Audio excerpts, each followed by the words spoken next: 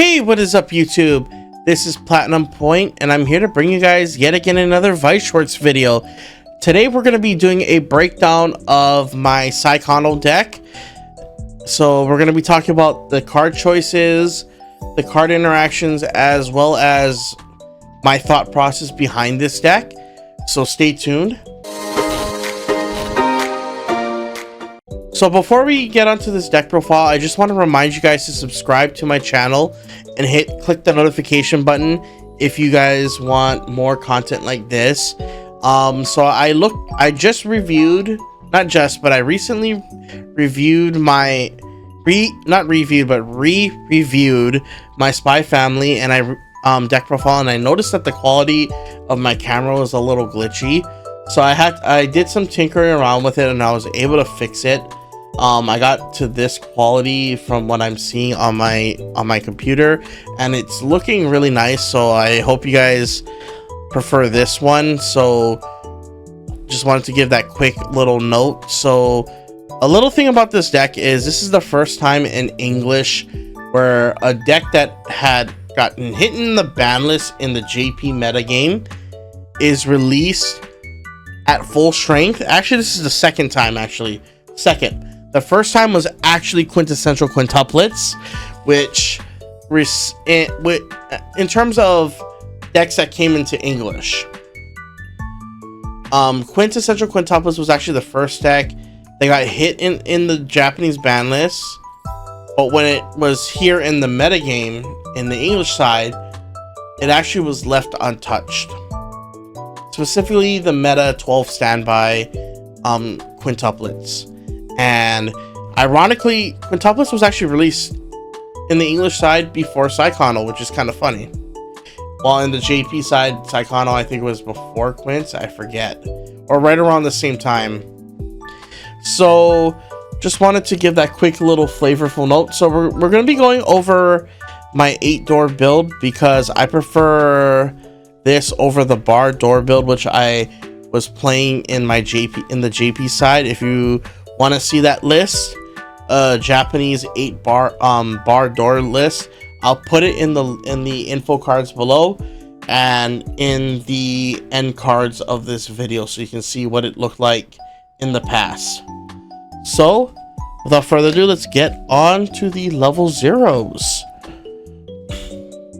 So I played 4 copies of the Izumi Mill Runner. This is pretty much staple in all Saekano builds with no ban lists. You want to be able to play this because this is a Mill Runner as well as a pay 1, shove this self into memory, top 4 check and add a character. So this allows you to just get free like card advantage as well as just memory compression.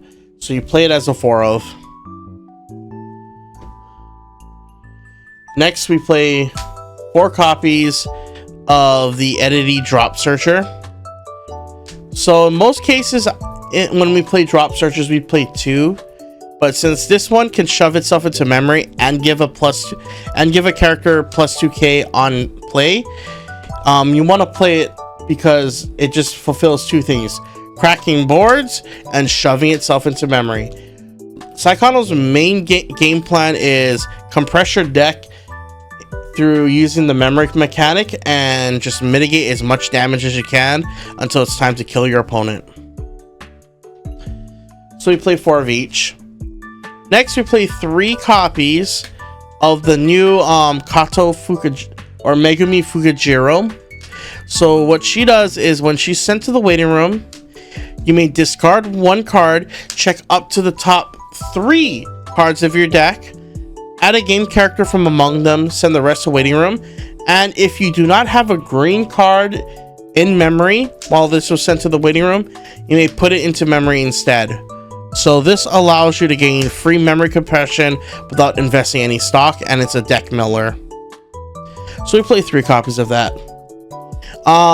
In most builds, in the original meta Saekano build, we would play this JC Utaha, but because we need a lot more milling, I decided to cut it from the deck list because even though it's at full power, we still need a lot of milling, and I think this card is not necessary in the current context of the metagame. Continuing on, I play 3 copies of the Utaha Riki. So her effect is when this card is reversed, you may pay 1, clock yourself, salvage a game character from your waiting room, and add it to your hand. So this is just your Riki of the deck, but it's on reverse, and it's able to shove itself into memory in order to compress and add a game character back to your hand. So next we play 2 copies of the Megumi Brainstormer. The reason why we only play 2 is because Saekano is one of the few decks where you are actually playing 6 Brainstormers. So you can actually get away with cutting down the level 0 one to 2, because not only does this one a tap self search brainstorm, but it changes into the 1/0 tap self search brainstormer when you're at level 1. So it gives you it's a free mill and a free pivot into the level 1. And you're going to see the interactions when we get to level 1, why you want to send this into waiting room to change it to the level 1. And then lastly, we play 1 copy of this Utaha profile. So what she does is when she comes into play, you can put a card from your hand into stock, and then on attack, pay 1 twin drive. So this is here because you get just free hand fix by just shoving a card that you don't want in your hand into stock. And if you want to get rid of a climax, you can use this method of shoving the climax into stock and then just paying it out either through the twin drive or your one of your act abilities. And then lastly, 1 copy of the Edity Climax Swapper. We already know what a climax swap profile is, but her alarm effect is pretty useful. At the beginning of your climax phase, you can draw 1, discard 1, which is pretty useful. And then now onto the level 1s, we play 4 copies of this Megumi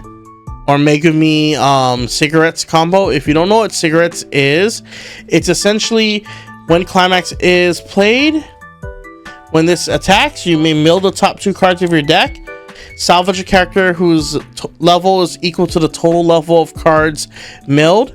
Climaxes are always considered level 0, but this also has the added effect: if you salvage a level 3, bounce a character. So this helps you break board pretty easily, but we mainly play this for the plussing option of getting cards into our hand and replacing this card. Like, you could play the other one from the set 2, but in a meta where there's a lot of board-based strategies, being able to twin drive for very minimal damage is not useful. I'd rather just use a plussing combo, crash it into the lane, replace itself, but still be able to push for a decent amount of damage. So we play 4 copies of that.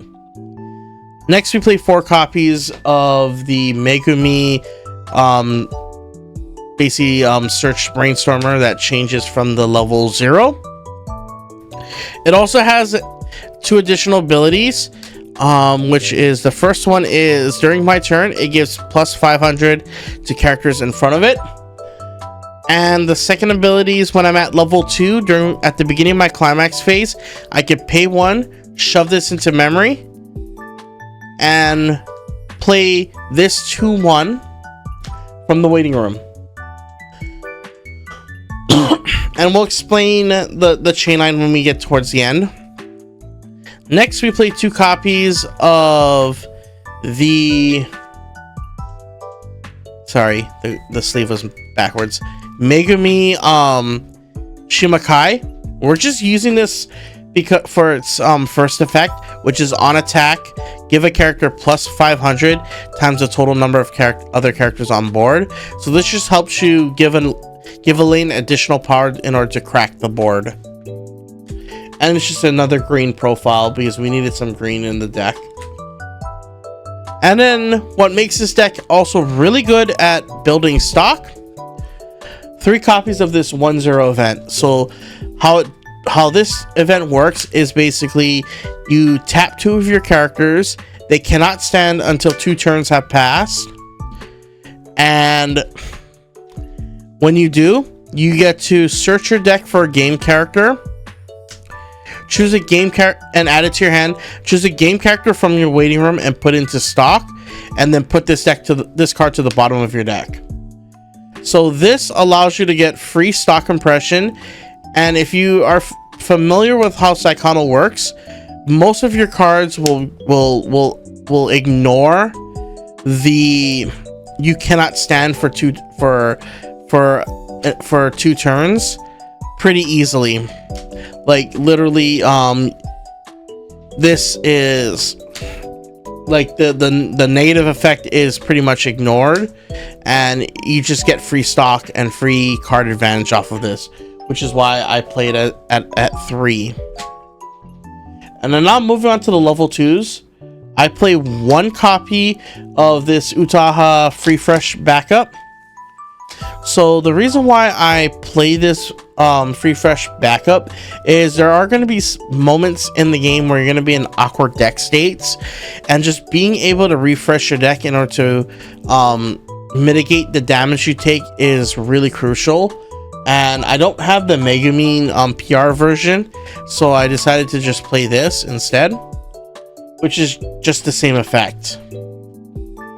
Next I play 1 copy of this Megumi that has the ability, if I have a card in memory, it gains plus 1500 and Encore, so it's an 8k on its own. But when it faces a level 3, it gains plus an additional 6k. So this is a 14k on its own, and we use this to answer early plays, since we could just beat over it. And when they try to crack back, okay, I'll just Encore it and then just put it against another level 3 and kill it. And then lastly, we play 4 copies of this Megumin level booster, so she can come into play at level 2 from your waiting room by just simply shoving this Megumi from field to memory. So what she does is basically your standard 500 times a boost to the characters in front of it by 500 times their level. Simple enough. But what makes this deck, what makes this lineup, the 0, 1, and 2 lineup, very deadly and potent, is the 0 will send itself to the waiting room to change it to the 1, 0. The 1, 0 will shove itself into memory to change it to the 2, 1, and then the 2, 1 will shove itself into memory to get the finisher on board, which is this Megumin. So this is a good segue into level 3. So I play 4 copies of the Megumi finisher. So her effect when she comes into play is heal, and she has a continuous ability that is dependent on the number of cards in memory. If you have 2 or more cards in memory, this gets plus 2k during my turn. If I have 3 or more cards in memory, my opponent cannot use backups during this card's battle. And if I have 4 or more cards in memory, my opponent cannot target this card with effects. So it's a hexproof during a continuous hexproof on play heal, and then with this climax has the climax combo effect of when this card reverses an opponent's card by battle, pay 1, burn 2. Simple enough. Like, your goal is, since we're in a very board-based meta, you can just literally shove tri-field this, swing it, tri-field, or even dual lane 2 of these, and overwhelm your opponent with 2 instances of damage per card. So you can at maximum 6 instances of damage, which will usually close out the game very fairly. Next, I play 1 copy of this early play Utaha that requires 4 more other characters, and when it comes into play, I can pay 1, search a climax from my waiting room, and add it back to my hand. So this allows me to recycle climax combos, as well as if all my characters are if all my characters are game traded, it gains plus 1500 and hand on core. So it's a 10-5 hand on core at an early play cost of only 4 or more other characters. And then lastly, we played the 1 copy of the early play Megumi. So when she comes into her early play condition is 2 or less climax. When she comes into play, heal, and then on attack it's a Shimakai. So on attack, give another character 500 times the total number of other game characters on board. So on a full board, plus 2k. So I hope you guys like this deck profile. This is pretty much what I have for Saekano post movie set, but at full power, since we don't have to deal with the ban list. So this is kind of the skeleton that I'm kind of tinkering around with right now. Another idea that I'm going to be thinking about is, since we have Overlord in the current metagame, trying to find an additional, like, some way of closing the game without having to, like, a climax combo list finisher, just to have an additional backup, just in case I do face Overlord and I can't triple lane the Megumi because of that. So I hope you guys like this video. We're gonna be, again, just doing a little bit more, a few more Weiss Schwarz deck profiles. I have quite a few in the back burner, but I hope you guys like this one, because Saekano is one of my favorite sets, and just being able to play it both now in JP and in English is just really fun. If you guys want to see a JP version of this with the Japanese ban list in mind, leave a comment below, because I have been tinkering around with that set for a while, because I'm not actually investing into Japanese Weiss Schwarz that much anymore, unless it's a set that I'm really interested in and I don't know if it's going to come to English. So if you guys want to see more Weiss Schwarz content like that, like JP on the JP side, please let me know. I will be doing some Pokemon TCG videos, as well as I'm gonna be doing some live streaming very soon. I've been just figuring out my schedule to set aside time to do that. So I hope you guys like this deck profile. Don't forget to rate, comment, subscribe, false crack that like button, and stay on point, guys. Peace out.